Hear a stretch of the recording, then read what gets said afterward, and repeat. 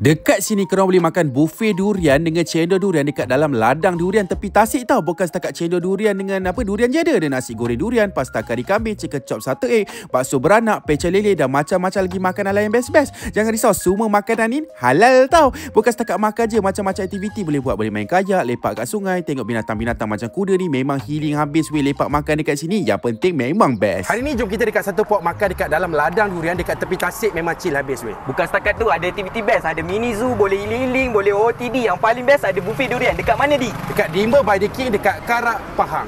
Jom kita. Hello, what's up guys? Selain kat sini terkenal dengan buffet durian dia, macam-macam aktiviti kau boleh buat. Boleh main kayak, boleh bagi makan ikan. Sebab dia ladang kan, memang sangat chill dan healing. Boleh tengok view yang cantik-cantik macam ni.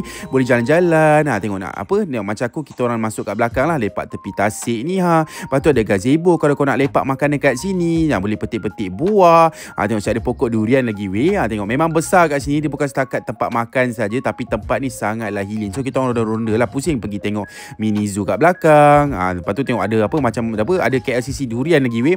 Ada macam-macam kat sini lah. Kalau musim durian memang dia orang ada buffet durian kat sini. Kau boleh makan buffet unlimited lah. Tapi kita orang datang ni bukan musim lagi. Tapi durian ada lah dekat sini kan. Yang very famous kat sini dia ada restoran tepi Tasik. Kita orang try dia punya nasi goreng durian weh. Memang rasa durian dalam nasi goreng tu. Lepas tu letak durian sebiji dekat atas. Yang aku makan ni pula spaghetti kari kambing. Aku suka kari memang pekat. Kambing dia memang lembut je. Yang ni pula grilled chicken with satay sauce. Rasa satay lah. Chicken chop je just nice je bagi aku. Tapi ini yang special, dia ada bakso beranak weh.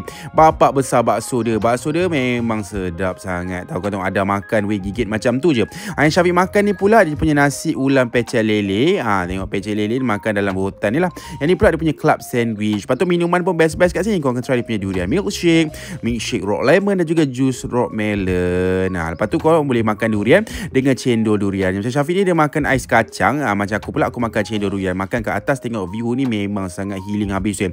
Macam durian pula kita makan musang king. Yang kita makan ni bukan buffet tau. Tapi kat sini musim durian memang dah ada buffet durian. Mereka lah makan buffet lepak macam ni. Jangan risau, makanan kat sini semuanya halal. Yang penting view dia memang sangat cantik. So kau ajaklah family korang semua datang dekat sini, okey? Apa-apa pun, jom kita makan.